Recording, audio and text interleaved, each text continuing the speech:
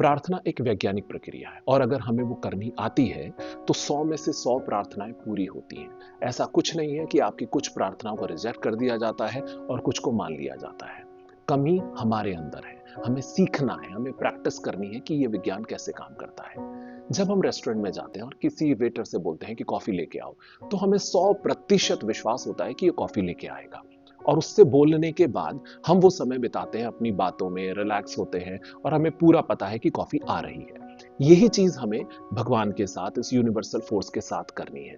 जब हम उनसे कोई डिमांड करते हैं कि भगवान मुझे ये चाहिए, तो उसके बाद हमारा सेकंड सेंटेंस होना चाहिए कि देने के लिए धन्यवाद। और उस क्षण के बाद आपको वो चीज दिखनी चाहिए, अपने मानस जगत में दिखनी चाहिए कि वो आपको मिल चुकी है। और जब भी याद आए उस चीज के बारे में, तो एक ही सेंटेंस बार बार रिपीट करना है, ये कॉन्फिडेंस दिखाने के लिए कि मुझे वो चीज मिल चुकी है। रिलैक्स और छोटी चीजों से शुरू करना है।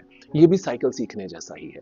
और जब तक आपकी पहली इच्छा पूरी ना हो जाए, पहली वो डिमांड, वो नीड पूरी ना हो जाए, तब तक दूसरी डिमांड नहीं करनी है और पहली डिमांड के लिए धन्यवाद देते रहना है।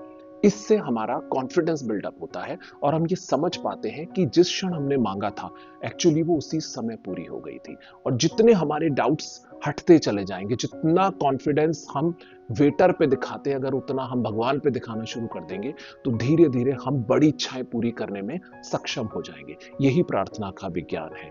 भगवान कह रहे हैं तुम्हारे लिए सब कुछ है। वो इच्छा तुम्हारे दिमाग में इसलिए आ रही है क्योंकि वो तुम्हारे लिए है। तुम्हारे डाउट्स उसको रोकते हैं। तो आगे से जब भी प्रार्थना करें, एक ही बात होनी चाहिए कि प्रभु ये चाहिए और देने के लिए धन्यवाद।